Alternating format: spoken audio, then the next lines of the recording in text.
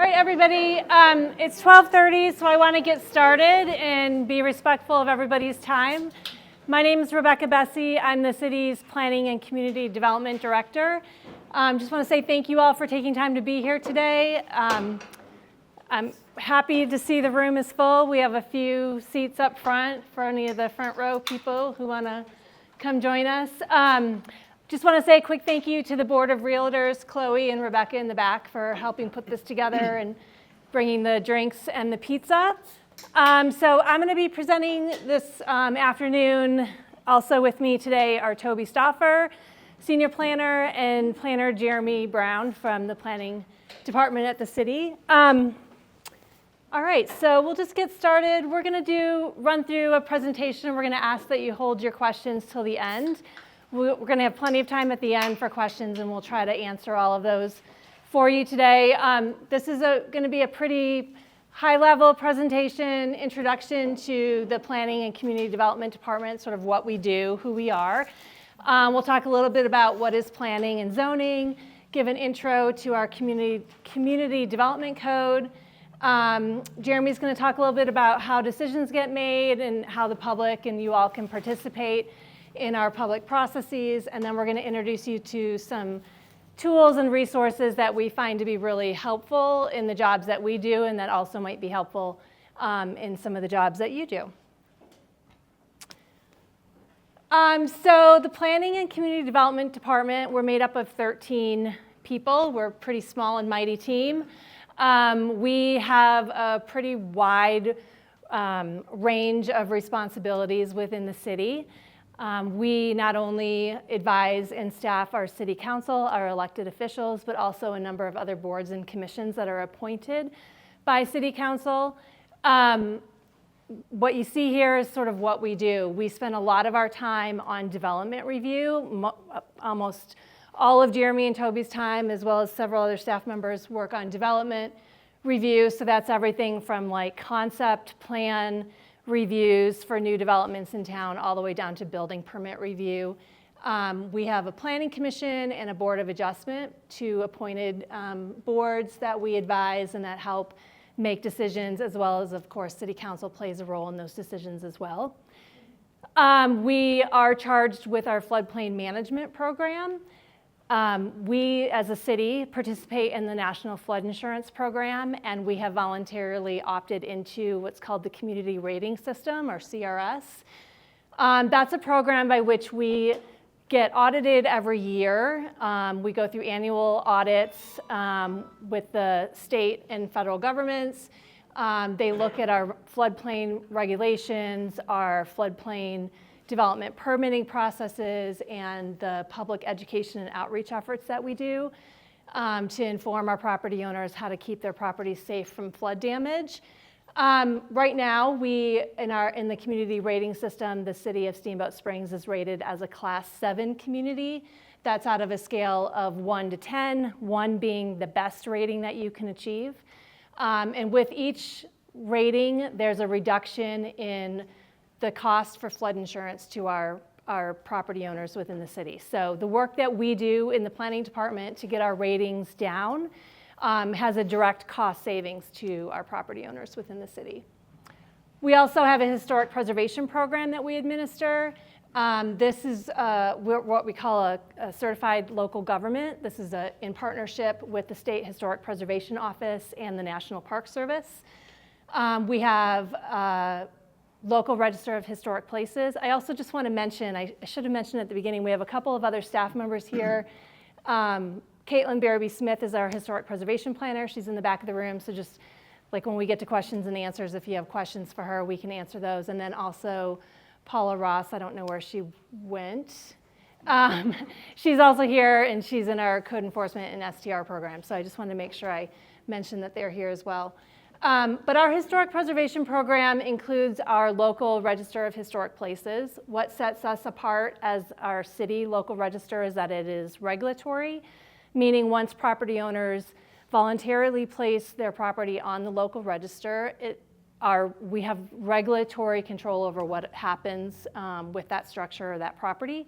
And that is different than some of the other registers, historic registers that you might be aware of, including the county's register, the state register, and the National Register of Historic Places are all what we would consider honorary. So you get a really nice plaque and you get honored to be on that register, but there are no regulatory requirements in terms of what can happen with those properties. So we have a lot of protections in place for properties that are on our local register. And we have our Historic Preservation Commission that we work with and advise to make those decisions. A lot of the important work that we do is in the realm of long-range planning. I have a couple slides. I'm going to touch on that a little bit more in detail, but we are the planning department, so we do plan for the future. So we'll talk a little bit more about that in a minute. And then we are also charged with our affordable and workforce housing programs. Most of you probably are aware that several years ago, City Council placed on the ballot and the voters approved up to 9% tax on short-term rentals. Those funds are dedicated to affordable and workforce housing, affordable and attainable housing in our community.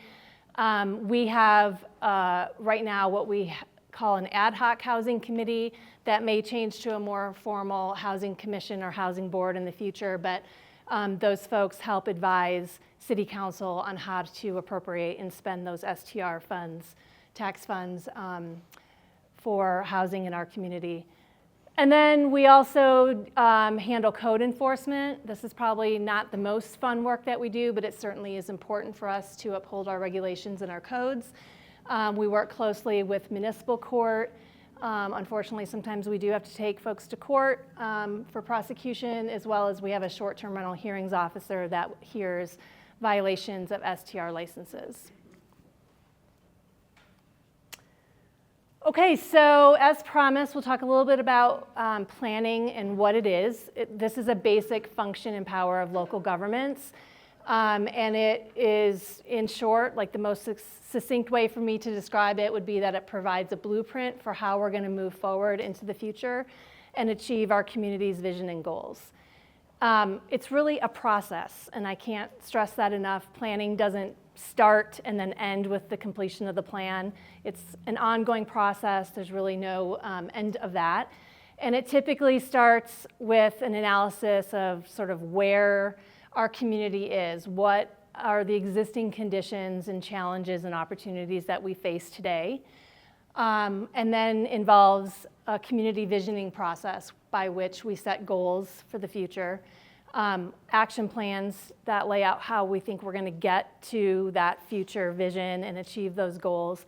And then good planning has to involve sort of constant evaluation. So are we getting there? Are the actions that we're taking, the policies and the regulations that we're putting in place, are they getting us closer to that future vision? And if they're not, we have to think about adjusting those programs and regulations. And so you can kind of see how that process is ongoing. And as we move through and the community grows and changes over time, that vision may also change over time, and the strategies and actions that we take have to adjust as well. We plan to protect the public and preserve the quality of life that this community feels is important. As I mentioned, part of the planning process is to develop community vision and goals. And it's a balance between that community vision as well as protecting private property rights. So there is definitely a balance with some trade-offs involved. Good planning encourages economic development, and it should also facilitate good decision making when it comes to land use. So our City Council, our Planning Commission, Board of Adjustment, Historic Preservation Commission, all of those bodies rely on good planning to make their decisions. There's a lot going on this slide, but what I'm hoping to illustrate here is that planning work, that community vision sits at the top, and it should align with and inform all of the other work that we do in the planning department. So you have our community plan with area plans, other functional type plans that I'll touch on the next slide. But those are the big picture, that vision and goals for the community long term. And that informs how we implement the plan is through land use codes and policies primarily. Certainly our budgets, the city's budgets and other programs are used to implement our community's vision. But primarily for us in the planning department, we work with our land use codes and policies, things like annexation, zoning, preservation, building codes, all of those things that I already touched on. And then the day-to-day, what keeps us busy every day is the administration of those codes. So development review, building permits, STR licensing, all of those things are sort of the day-to-day activities that keep us busy, but you can see how they should all be aligned and informed from the big picture community plans that we have adopted through City Council. This slide illustrates most of the most recent relevant plans that we deal with on a regular basis.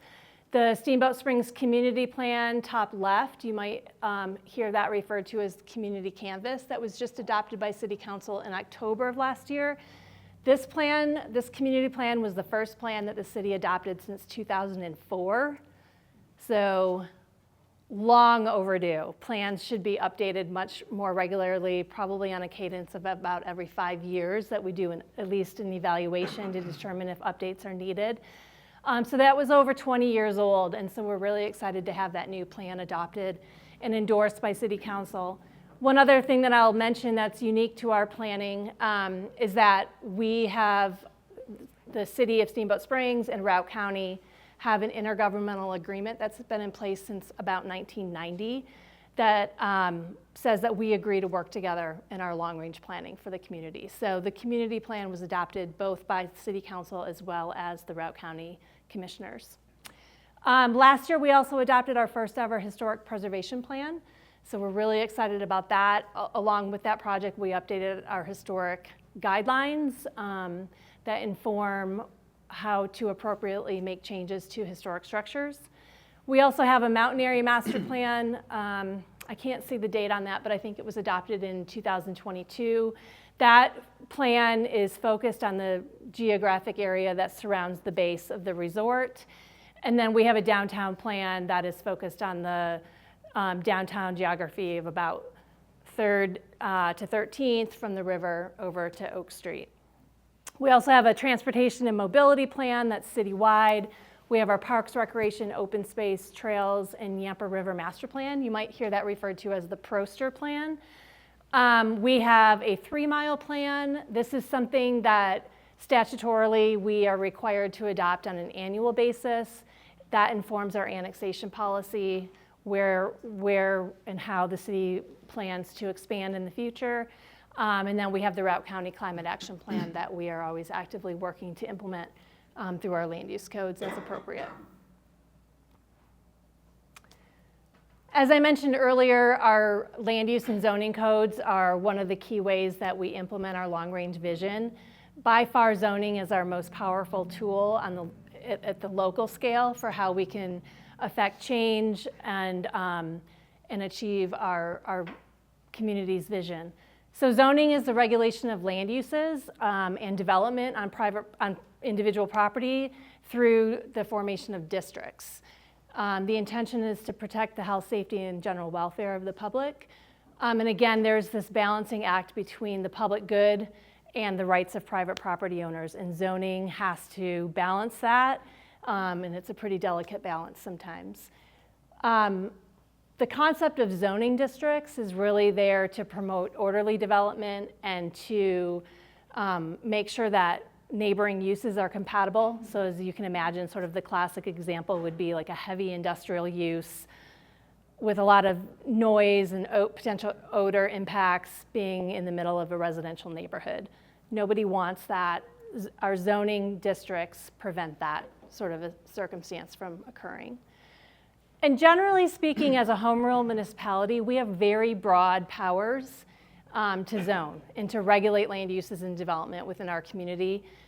We have a lot of discretion as a home rule municipality, but there are some limitations that we have to be aware of and adhere to under federal law. So some examples of that are, there are some restrictions on how we can regulate telecommunication facilities. There are a number of land uses that are considered protected or of special interest under state and federal law. Those include things like group homes, religious institutions. So we have some limitations on zoning power in terms of how we treat those kinds of land uses. Signage is an interesting one because it is considered speech. So it is protected by the First Amendment of the US Constitution. And so our sign code has to be very careful to not impede or infringe on free speech protections. And there's a number of Supreme Court rulings that we have to make sure our sign code is aligned with. And we've done that, and we feel good about that. But that's just an example of how some of our local powers are restricted by at the federal level. Our city's zoning code is what we refer to as the Community Development Code, or you may hear us refer to it as the CDC as an acronym. We've had zoning in place as long as we've been a home rule municipality. So the charter for our city was approved by the voters in 1973, and we've had zoning in place since then. Zoning changes over time. Obviously, our city has grown over time. The districts change, the land uses and regulations, what we allow in different places has changed many times over since 1973. And so, in places like downtown or Old Town residential areas that are the oldest in our community, that has really started developing in the early 1900s, developed with no zoning in place. So there's a lot of our community that doesn't necessarily meet today's zoning standards, and we have processes in place to allow for those things, obviously, to continue. Zoning can't be applied retroactively, so as zoning changes over time, we can't go back and obviously apply that to prior uses and structures. So we do have processes in place to protect those kinds of land uses. I'm going to turn it over to Toby now, who is going to introduce you to the Community Development Code. Hi everyone, I'm Toby. As Rebecca mentioned, I'm a senior planner in development review. So in the course of your work, we might be on the phone with each other if you're wondering what can happen on a property. Where can someone build something? We have a lot of rules for all of that. Like Rebecca said, we have the plan that establishes our vision, and then we have the zoning codes that really make that happen, and that's the Community Development Code. So these are the rules that we follow every day to keep us in line with that vision, and also an indicator we don't just make decisions randomly. We have a large set of rules that we follow, and we're constrained in our work as planners when we do that. What you can find in there are dimensional standards, which are setbacks, building height, lot coverage, how tall you can build a building, if you can put a garage on your property, if you can put a secondary unit there. That's all listed in the Community Development Code. We also have different land uses. Some places will allow something like an asphalt plant, and some places will allow a group home or a elderly person's community. Those are not always in the same places, so we outline that in the code. We also have a lot of standards for development. You have to provide snow storage, you have to provide sidewalks, you have to provide open space, a bunch of different things, so that's all outlined. If you do use the code, there are some links around here. We've got some links at all those handouts we've got for you, but if you go to the code, you can find a lot of this information online, and we release new versions of the code. We update it regularly as we get feedback from the community and as we're working with it to clarify rules and make things work better. So the current version we're in is 26.7. If you're ever looking at the code, make sure you're looking at the version, and you can always call us and figure out what's current. I'll just give you a little overview on how to use the code. I think it can be a good resource for you to have, just to understand more about zoning or properties or how these standards work. It can be a little overwhelming and mysterious if you're trying to answer questions or do some of your research.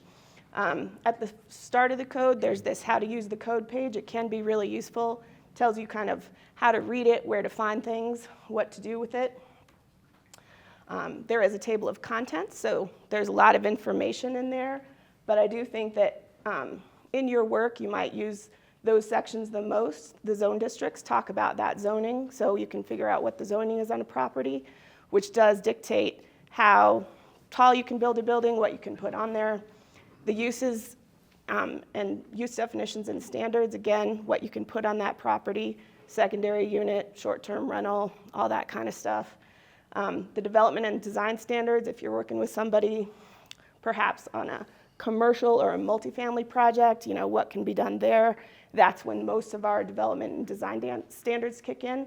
They also kick in on duplexes though, so we've got some of that. So if you're working with somebody who wants to build a duplex or develop something, and then if you move into the planning world and you decide you want to become a planner because it's super exciting, you would work on subdivision standards. If somebody wants to sell a lot, buy a lot, split something, what can I do with this property? You guys get that question all the time. So this can be a resource for you to help figure that out. This is a typical dimensional standards page. It's our zoning page, so this one for Old Town, but these sections give you some good information on how to find it. So up on the corner there, I highlighted that 2 on the side. So it's green and it's highlighted. You can navigate through the code with that. It's all an interactive PDF, so it'll show you where you are and how to get to other places.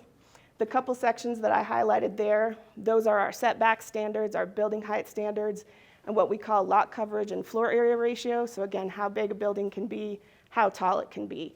So a lot of times when you're trying to figure out, can I do an addition, can I add a garage, you can find a lot of that information here.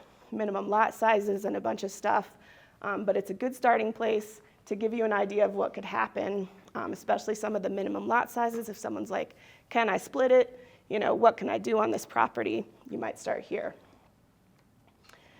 This is an example of the use table that I was mentioning. So this is Article 3. We have a list of all the uses here.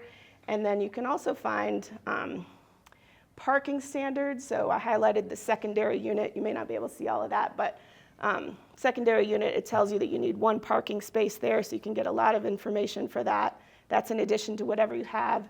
And then those other letters, the LP and the C and the R, that's the use process type. So if you're in a use by right, you can just build a house there. If you meet the standards, you just get a building permit and you're good to go.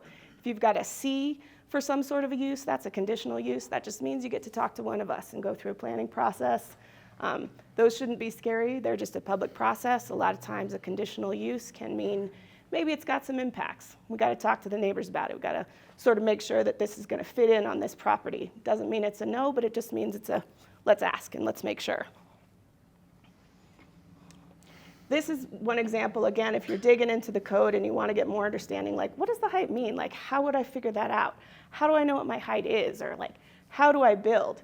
We've got a whole section on rules and measurements. So again, we're in section Article 8. So it's got a lot of details and definitions. But if you were looking in here, I'm highlighting the building height there, which you may not be able to see. But first you look for the standard that you're trying to figure out, like building height, what is that? How do I do that? And then you find the definition of it. It's got a general rule, how we do it, how it's measured. And then usually there's a diagram or an example. Here's how we actually do this in process.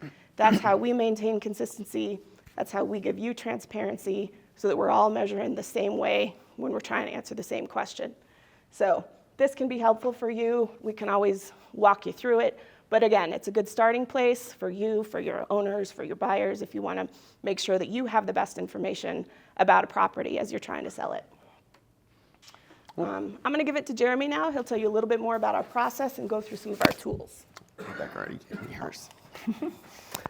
I can't stress enough from what Toby just said about the community development code. That is everything. We have no other secret hidden documents that we're judging it against. If you want an answer, it's in there. When you come talk to us, we're going to take you there and show you where the answer came from. But development review, you can see on the left-hand side over there, these are all things that qualify for development review. We are major adjustments, variances, sign plans, final plats.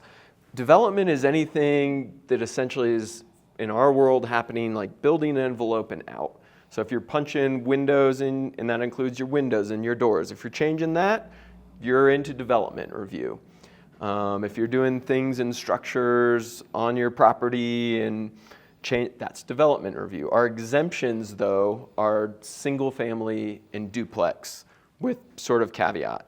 That doesn't get you out of adhering to all of the information within the community development code. It just means you don't have to come talk to us first. You can go straight to the building department, work with them. We're always placed as reviewers on building permits. So we're going to see it. We're going to review it against the community development code, but we don't have to see it first is what it comes down to. Also exempt interior modifications. So if you got a big commercial building and you're changing around some walls inside, or multifamily building, you can just go to the building department. We're concerned with like what's happening on the outside. We also have there are cases, if you're changing, and I say this because I know we have realtors in the room, if somebody's looking and you want to consult these people, if they're changing a use, you don't do anything unless you're doing development review. You don't have to come to us. Those uses can change, but they do still need to comply. So that person that's buying it or looking at the property is going to want to consult the CDC. We have code compliance officers that things can change without our oversight. They still do need to comply if they want to avoid any sort of code compliance issues. So one question, obviously a lot of people understand, we have development review. You come in, you get a planner assigned to you. We're going through the project. We're working with the applicant. How do decisions get made? Decisions always go through a very structured process. Again, you can find it in the CDC. We have administrative projects. Those get made in-house. We generally assume that they are not impactful to neighbors or the community writ large, so they can happen fairly simply. And then we also have public hearing projects. So we got Planning Commission, Historic Planning Commission, Board of Adjustments, and City Council. All of those obviously go to public hearing. Public hearing, they use the same criteria that staff use. It just gets a lot more public exposure and has a broader body of people that are reviewing it. But they review them against these what we call sort of like clear, explicit standards. So there's criteria for approval, and we consider these quasi-judicial actions. So they're acting like a judge. They don't get to insert their opinion. They get to look at the criteria that says, is this in line here? Does this have impacts to neighbors? If they check all the boxes and it says yes, yes, yes, the project's approved. They don't sort of like insert their opinions into it. That helps us roll into this idea of public comment and some misconceptions around it. So our public comment's always solicited. If you live within 300 feet of the property, you're going to get a mailer, letter in the mail that says there's a project next door. Yellow sign that you see up there is always going to get placed on the property for where development's occurring. So anyone in the community can find out, and I'll show you in a minute, find out what project's going on, how it's happening. You can always call the planning department and see what that project is and provide then public comment. That public comment goes to the applicants, goes to decision makers, whether it's staff, whether it's one of those boards or commissions, so they can review it. There's a disconnect sometimes, though, that our public comment, these are still quasi-judicial, as you remember that word, meaning we have criteria. The most impactful public comment that can be made addresses a criteria for approval. And quite oftentimes there is sort of like an impact to neighbors or impact to community. We hear people stand up at the podium if it's a public meeting. We get written public comment that we accept. And a lot of times it does hinge on that, but you really want to lean into, if you're trying to make effective public comment, how are we supposed to change our opinion on criteria for approval? If you're trying to make impact in that way, if you're for or against something, you want to speak to those items. So it's something, and we may actually even do another session. We know lots of people are interested in public comment. We may go down that rabbit hole another day. But they are always taken into consideration. Sometimes people think they may not be. They really are, but we do have a tight framework that we work within that's meant to protect the community as a whole. Saying that you don't like the color of your neighbor's building, if we don't have any regulations in our community development code that regulate color, there's just nothing that we can do about it. We got to go back to those documents Rebecca was talking about at a high level and start to say, does our community care about color? And should we put color in? We do have some color standards, so it's not a great example. But should we put them into different areas because our single-family home neighbors, we don't want pink buildings? Those are conversations, and that's how the process occurs, that sort of cyclical motion that Rebecca was talking about. We'll jump into sort of the hands-on tactile portion of this presentation. We're going to talk about the interactive map. If you've never been in it, I'll show you how to navigate to it. We're also going to talk about getting into the CityView portal, which is our online software that handles all of our applications. Everything's public record that basically comes our way via applications. And let's see where this is going to pop up on me. There we go. And I gotta look at this screen while I do it and remember where my mouse went. Okay. From City of Steamboat Springs homepage, I think that's probably the easiest way for most of you to access it. I'm sure you can Google it very quickly. Here across the top bar, we have a maps. You'll hear these referred to as GIS or our GIS maps. The interactive map is the one you're looking for. Some of them will look very similar, but the one, again, that's parcels and zoning and planning related will be that top one. Here you're going to agree to the terms and conditions because it basically says that some of the things, particularly about the underlayment of the aerial imagery, is not exacting. And what I'll kind of zoom in and see if we can show it here. Here's a good example. We all know the Earth is round. We know projections change. You can see the side of our towers over here. They look like they're crossing a property line. They are not, in fact, crossing a property line. We have aerial distortions, and this can be significant. This to the tune of 5 to tens of feet, depending on how big your parcel is and what you're looking at. But it can be helpful in some ways. I'll sort of highlight here. When you get into this map, though, let's kind of rewind and start back from the top. You've agreed, this isn't a perfect aerial imagery. This little hamburger stack down here at the bottom is your layers. This is going to be one of your best friends. It will pop up a bunch of layers that you can turn on and off. These turn on from top to bottom.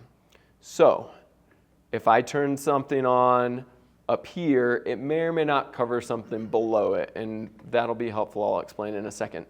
Zoning districts, a lot of you are probably concerned about. You can turn that on. You also see carrots over here. The default in zone districts is to turn on short-term overlay zones. Helpful for some of you. Lots of people you might want to look at zoning. I can close out of this so we can get a little bit bigger of a screen. You start to see all of our colors are on there. Great. Underneath our colors, though, we've kind of lost the aerial imagery because the imagery comes down here all the way at the bottom. There is also historic imagery, which is kind of fun. We actually played, was it in here, Toby, or under recent imagery that we walked through the construction? I think you can do it there, yeah. But you have to start off the zoning. Yeah, let's go up, turn off zoning so we can see it, and we can see, zoom in here, we can look at, here's our downtown. We just went through a bunch of construction, and if we build up from bottom to top, we can start to get back in time. It's because I think you have to turn one off, maybe. I don't know. No, it may be taking a second to load because these are big images that, it's just going slow. We'll give it a second. It's loading. You can go back in time. You can see old City Hall, the old parking lot. So if you want to play around in there, I can't stress enough that you cannot break this map. If anything, I've just empowered you to come into this map. If you think you've broken it, you can just close your web browser and open it again. It'll return to the exact same place which you started. Couple other interesting things that are helpful in this map, because there are layers and layers. Flood hazards. I point out, not a lot of people think about, we have all of our creeks that come through town. You may live in a historic downtown, you think you're not near a creek, you may be in the flood hazard zone, you may come up on one of the firm panels from FEMA. As you realtors market properties, as homeowners, you look at your property, can be interesting. Now, remember, the only true thing, this is our disclosure at the beginning, is to look at a site survey. But this gives you a pretty darn good idea of a start. You know, I can almost guarantee 326 7th Street has part of their property in the floodplain. Exactly how it touches your house, how close it is, what the flood elevation is, that has to be done through a survey and kind of a firm panel. The other interesting one that people forget about that I like to point out, we have under service layers, not all of them are turned on, so I'll pop it down. We can look at contours. Now, I can see contours right now because we're zoomed in close enough. If you pull out, contours is going to go gray. You're not going to see contours. That's one of the odd layers that you do kind of need to be zoomed in on your property if you want to see the rough or speculative properties you're looking at if you want to see contours. Last tool here, and I gotta find out, where's our measurement stuff? Is it in this? Do you know, Toby? I think it's, Why? I'm just getting a different, yeah, I don't know if it's strange interface. Yeah. I can't see it on that screen. Yeah. Far, yeah. this yeah, guy. there's- Here we go. Good job. Thank you. As we've exhibited, it displays different on different screens. This little ruler, these are some other fun tools you can play with. Ruler, lots of people like. This says area on the left, our measurement tool. If we click on it, we can start to take off measurements. We can see this property is, 63 feet wide. You can hit it again to reset it if you want. But that's helpful. Like I said, you can't always, don't trust that always as property lines. This is pretty darn good for dimensions of property lines. If you think these blue lines come in as a separate information from our GIS specialist, the alignment of the imagery underneath it is a bit different. So now that we're in here, let's say we saw that the Chief Theater had a sign out in front of it the other day. Kind of wondered what the heck was going on with the Chief Theater. There's a couple ways for us to get there, and this is our bridge over into the CityView software I was talking about.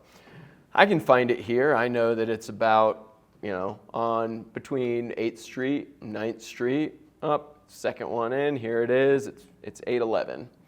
I can click on that, and I can start to see, I have to pop it out. Sometimes it'll pop up as a small box. You'll see it come up in different ways. This happens to have 2 pages. You'll notice these carets at the top, so don't forget about our 2-page option. It's going to tell you the zoning that it's in, whether or not it's in the airport overlay zone, whether it's in our entry corridor, and whether it's in flood hazard areas. Gives you addresses. This is our important number. We call this the PIN number. Which is redundant. It's our parcel identification number. That number will carry over to CityView. I often suggest using that because our addresses can change with time. Those aren't perfect. This is the most direct way for you to get there, is to start with the PIN number. Another interesting thing, before I leave here though, is we can look, you'll see links to the assessor's website. I'm going to click on that. It's going to take me right to the Routt County Assessor's page. Great, I can see a little picture of the property I'm looking at, see all the things about who bought it and items. I want to stress here before I forget though, you see there are property uses. Don't be confused. Those are not city uses. This comes from the county assessor. It's very confusing. Theater is not a use in our code.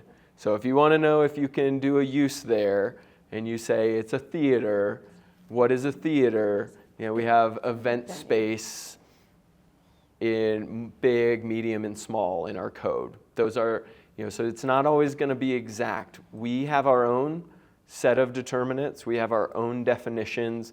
They apply these differently. So just be careful.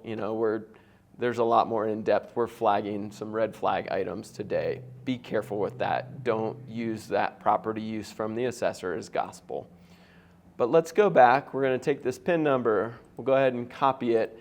And now, if we go back to the city webpage, across the top, one of our most used links here is CityView. It's on your far left. And if we call it our CityView portal, you can scroll down, and in this case, we're talking about planning. You can go to, the building department or public works or other items, but you're interested in planning. You saw a yellow sign. You want to do an application search. You can also go here if you're starting an application. But today, for our purposes, we wondered what the heck was going on at the Chief Theater. This is where I'm going to put the PIN number in search. Scroll down, and I'm going to start to see various planning applications associated with it.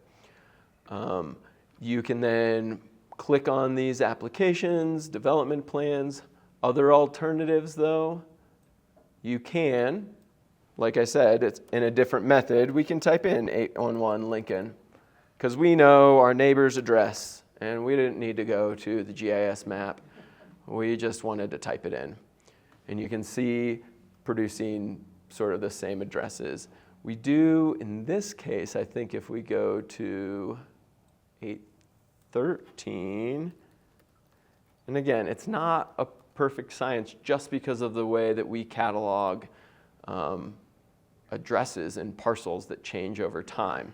So I didn't see anything that looked like it was active. This one at 813, this says waiting for revisions. That's a sign to me. I know there are some other things I'll mention here in a minute, but it's in process. It's not a file closed. File closed are our older projects. If you see a yellow sign, there's also some, sorry, I'm going crazy on the mouse here. Legacy open status is down there. But this one, we can click on planning status real quickly. We can get into it. We can see the summary of it. What's happening, waiting for revisions actually means it's back with the applicant. You can start, the location is obviously like the address associated with. You can see if there's public hearings. You can see conditions applied to it. Sometimes people want to know, this one happens to have a lot of conditions. That means the project, once approved, will still have to do all of these things in order to be in compliance. Then the most important probably for a lot of people, we have documents and images. They do start at the top and work their way down chronologically. So if you want the most recent stuff, start at the bottom and work your way up. DRT comments are things that staff had to say about it through interim reviews. You can see plan types. It's not perfect because not everyone names their files site plan. Most people do. But you can click on that, downloads a PDF. You can see exactly what's approved. I do want to jump back real quick, and we'll do one more because I want to show you a project that was approved and has a couple more items within that CityView file. This was out here on Overlook Drive, a project I did. So we will open, I'm going to grab this pin. I'm going to copy it, and we'll put it back we'll go to the portal. We'll go to application search again, and I'm going to copy it into my search bar. So this was a rezone. And so I was like thinking about projects and thinking, oh, this is a great one. We can see Overlook Drive rezoning. Happens a lot of times. I was thinking of examples for some realtors as well, or people that are saying, where is that project at? What's happening? Is it closed? Is it approved? Can I get some documentation around that to prove it? In here, we can go look at hearings like I talked about before. You can see the hearing dates. Once they get scheduled, they'll appear in here, and then they'll stay in here. And once they're closed, they'll have a result. Recommended approval. It had to go through Planning Commission. Got approved by City Council once, twice. Zonings have to go through 2 readings. And then, so you know it's approved. Great. You can tell everybody it's been approved. It's been rezoned. You can look at the documents and see how it was approved. But most important in here, you can also then go and find, quite oftentimes once that resolution or ordinance is signed, gets officially signed, it gets put in here, then can be downloaded. That's sort of a shortcut for you to get to some of those documents. I think with that then, I'm going to turn it back over to Toby to walk you through a couple more helpful items. Yeah, we'll just do one more thing. I'll mention a couple of these things here. If you want to find any old records, historic records, not something that's recent, if you're trying to do property research, you can find some of those city records in a records request. I'll go through a couple of those. And then there's also these other resources at Routt County that can be helpful. The assessor's website, as we mentioned, you guys all might be familiar with that, but they have some records. Sometimes they'll have photos and footprints. The clerk and recorder, that's where all the recorded documents are. So if you have to record something for the city, that's the only place you record it, is at Routt County. So there's just one clerk and recorder and everything is there. You can do searches of that online or they can help you. And then the building department, again, you guys might know this, but it's one building department for city and county. So they sit at the county building, but they have all of the records even for city stuff. But I want to do this records request real quick. So we'll go up here. So if we go to the general, again, we're in the city website. You got to drag it over. Oh, yeah, I do. Sorry. Nope, that's fine. Drag it away for you. No, I can see it. I don't know what your problem is. All right, so I went to the city website, and then I wanted to go to the city clerk, which I did. So that's, this is the office that houses any of our records. You can start here, go to this records request, and then there's this big blue button. So you can start a new request. I think it'll get there, maybe. Hopefully. Oh, there it is. All right. So you can make a request. You can search the request. Or some of these, like if you did a search, there's a bunch of like random documents and stuff on here. Sometimes people search for any number of things. So there's a whole bunch of stuff here that may or may not be useful to you, but sometimes maybe someone has requested something. So what I'm going to do is I'm going to search under documents. And if I just wanted to find, yeah, I got to make sure that I'm doing it. It's never great when someone's watching you type. So I'm just going to search for like downtown. If I'm looking, let's say I want to just find out about the downtown plan, it'll bring you a whole list of documents, a bunch of things that we've already been uploaded. So we've got our downtown plan, which we mentioned, some downtown design guidelines, that's some actual streetscapes and such. You could get some information about a parking analysis that was done in 2014. So there can be a lot of good information that we've already put out publicly, plus any other records request. If you read about something in the paper or you want to figure something out, you can find a lot of information there. So I'm going to go back to this. So we've got a resource list now that we just created. It's on our webpage, so you can find that. There's some links to that on some of your pages around there. But moral of the story is there's a lot of ways to find information. We can help you. You can help yourselves, but we can all work together and help you guys get some good stuff. So we can move into questions. So.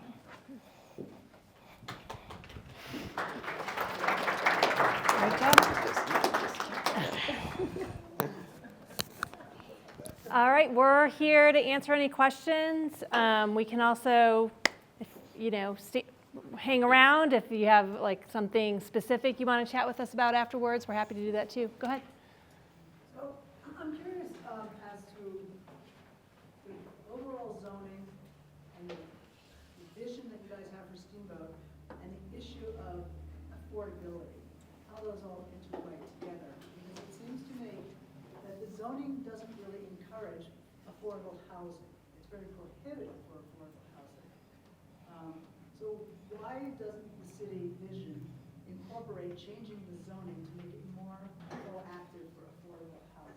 One thing I'm going to do real quick, not to be awkward, is I'm going to repeat the question because we are recording this. So we're going to do that and then we'll answer. So the question is about why doesn't our zoning have a better vision for affordable housing, if I paraphrase that correctly? Great question. Thanks for asking it. So our recently adopted community plan speaks a lot about affordable housing and housing issues. No surprise, we have affordability issue in our community when it comes to housing. So, and I would say you are correct. Our current zoning lacks some tools to encourage affordability in housing. We are currently working on that. So when we adopt a new plan, there's a lot of recommendations in that plan. Then we have to take the time to actually implement them and amend our code.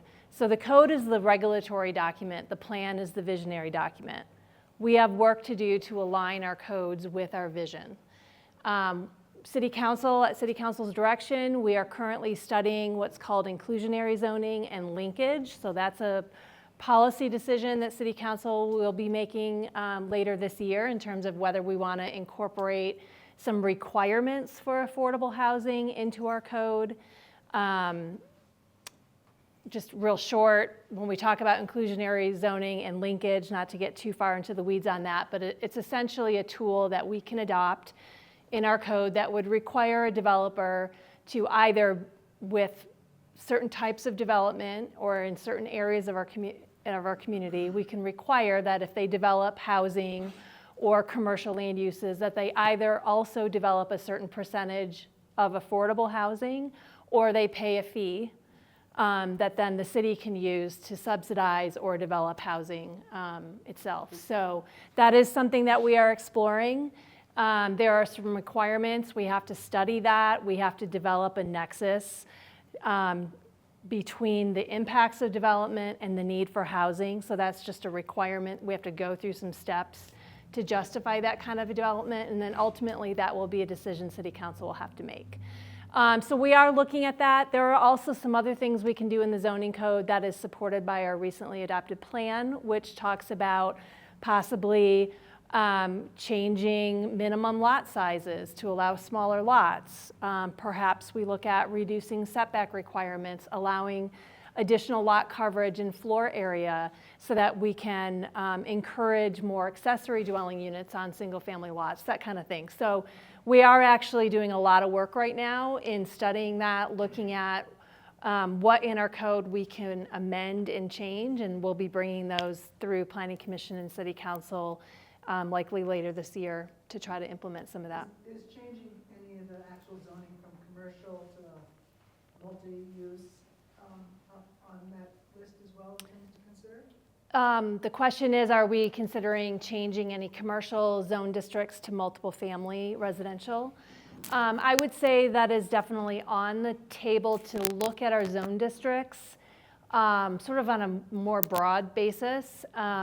Currently, though, our commercial zoning is very permissive. We allow residential in almost all of our commercial zone districts. We even allow it in our industrial zone district with certain exceptions and forms. So we actually, from that perspective, have a very permissive zoning code in place. But we certainly think that there's some ways to better align it and encourage more affordable residential development. Great, thank you. Go ahead. Rebecca, if someone wanted to add some comment on the zoning and or inclusionary zoning, what's the best method to convey thoughts? Yeah. Comments, like, I think you guys went over that, but what was the other one? Anyway, that. Sure, What's the best way for us to communicate? The question is what's the best way to provide thoughts or comment on potential zoning changes or housing? So there are a couple of ways to do that. Certainly when we actually schedule any of these items for formal public hearings, there's public notice that gets put in the newspaper, and so that's a really great time to provide comment because it's timely. It'd be, accepted right when decision makers are considering those policy decisions, but we'll accept public comment at any time. So a couple of good ways to do that. On the city's website, there is a link where you can email your city council directly.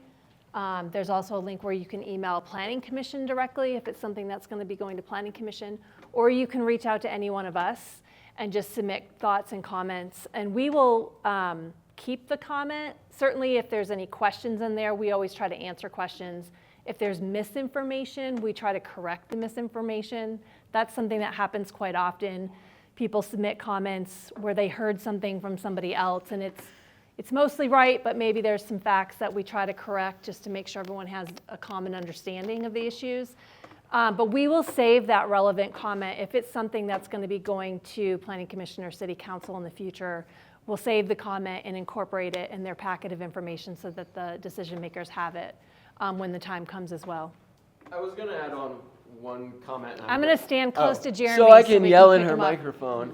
One comment, and I'm going to go a step back, and I apologize for that, but about housing and affordability and zoning, because this comes up a lot as a development review planner. We get people that do want to put housing in all of our zone districts, and just a reminder that also we are protective of our entire community. So we know lots of people need to be housed. We are focusing so much time and effort and energy on that. So I hope the community hears and receives that. But we also have circumstances where you may own the concrete batch plant down the street and somebody wants to put up housing in the industrial zone, and that's going to cause complaints all the time. You may have to shut down your business. They may complain about odor. They may park cars in front of your lot. So we do have to, there's not only one person here. We have to look long-term, broad vision. You know, if we get direction from City Council that we're supposed to unlock every zone district for housing, you know, and we get that feedback from the community, that's the direction we would head. But we are trying to juggle a lot of things, and I hope, if anything, there's also some complexity conveyed to you today about how we achieve these problems. And for obvious reasons, we haven't solved the housing crisis right now because it's not that simple. Yep, great, thanks Jeremy. Any other questions? Yeah. You might have already answered this. What in the structure, you are answering to whom? I mean, who's like over you guys? You're hired, right? Mm-hmm. You weren't, it wasn't an election. I will never be an elected official. Kudos to the two in the room, but not my deal. So I'm the planning director. I work for Tom Leeson, the city manager, who then works for City Council. So ultimately, City Council, we're accountable to City Council. They set the overall policy for the city. But as I already mentioned, and I think it came through in all of our discussion today, that there are other appointed boards that have decision-making authority. So City Council appoints our Planning Commission, our Board of Adjustment, and our Historic Preservation Commission, as well as that Housing Committee that we're working with. And all of those, aside from the Ad Hoc Housing Committee, those other three boards have some level of decision-making authority. They are bound by the code. As Jeremy made a really good point earlier, even the elected officials are bound by our code unless they want to change the code. So, The code goes through City Council? mm-hmm. Yep, the code is adopted by ordinance of City Council, and that's really, it's like local law is really what our municipal code is. So we are all bound to follow the code. Yeah. Rebecca, can you describe how Yamba Valley Housing Authority fits in to City Council and the city of Steamboat Springs, the county? Like, is it a quasi-governmental thing? Like, how does that work? That's a good question. So the question is, how does the Yampa Valley Housing Authority fit in to the city structure? Is that, Yeah. So the Housing Authority is a separate entity. I'm going to look to Dave and Michael if I get any of this wrong. Throw something at me. But they're a separate entity. They're sort of a quasi-governmental agency. They have taxing authority. Their board is appointed by the City Council and the Routt County Commissioners. So that's who appoints their board, and then the board provides direction for the Housing Authority. Both the city and the county weigh in on that. Do we have a land bank program? The question is, do we have a land bank program? So we, I'm going to say yes, and that we don't have a specific program, but we are actually right now working towards purchasing some property that I would consider to be a land banking activity. And then last question, sorry. Do we have an affordable housing board? We don't, right? The question is, do we have an affordable housing board? So that's that ad hoc committee. The closest thing to that, I would say, is the ad hoc committee. So city council is in charge of, they have authority to appropriate funds. And because we have the short-term rental tax fund that is earmarked and dedicated, can only be spent for affordable and attainable housing. That's bound by the ballot language that the voters approved. So we have formed what we call the ad hoc housing committee. They were formed for a specific purpose because we put out a request for proposals to the community that said, hey developers, hey property owners, bring us proposals to use the STR tax fund to help provide affordable and attainable housing for the community. So we got a number of proposals, and to help council review those proposals and to provide some recommendations on which of those proposals would be good to fund, we created this ad hoc committee. That was for that specific purpose of reviewing those proposals, but what we are sort of moving into is an ongoing solicitation of proposals, whether it's for grants or loans out of that fund. And so that's where I mentioned earlier that I think where we're headed is probably to a more formal standing housing commission of some kind that would be the advisory body to city council. Okay, thanks. Yeah. One more. Yeah. So would that committee also kind of, would that bring in the inclusionary zoning conversation, or is that strictly city council and planning department? Yeah, so the question is, would that commission or does that housing committee weigh in on inclusionary zoning? I would say probably not. If we move to a more standing commission, of course, we'll have to establish what the purpose of that commission is. So it could include advising council on broader housing policy. But currently right now, the ad hoc committee that we have in place is specific to funding out of the short-term rental tax fund, funding specific projects or proposals. So that's what their focus is. But any changes to our code go through Planning Commission and then to City Council currently. So Planning Commission would be the body currently that would advise council on any policy or code changes. Are we going over an hour? We gotta be right at an hour. We are just past 1:30. I want to be respectful of everybody's time because I think it was, Yeah. is that the, Yeah. we have the room longer though. We're happy to take any more questions or if you want to approach any one of us specifically, if you have a detailed question, we're happy to hang around and chat. Yeah, we also, anytime we set up meetings, we have availability throughout the week. You can always meet with the planner. We even have a planning technician that takes walk-ins every day. If you come visit the front desk of City Hall, you'll be able to speak with someone. And we also, thanks again for coming, and thanks to Altitude Realtors. We also hope that this is the first of one of these sessions. So if there's something that you were hoping to learn today that you didn't learn or something you'd like to learn more about, please let us know. So thanks for coming. Thank you. Yeah, thank you.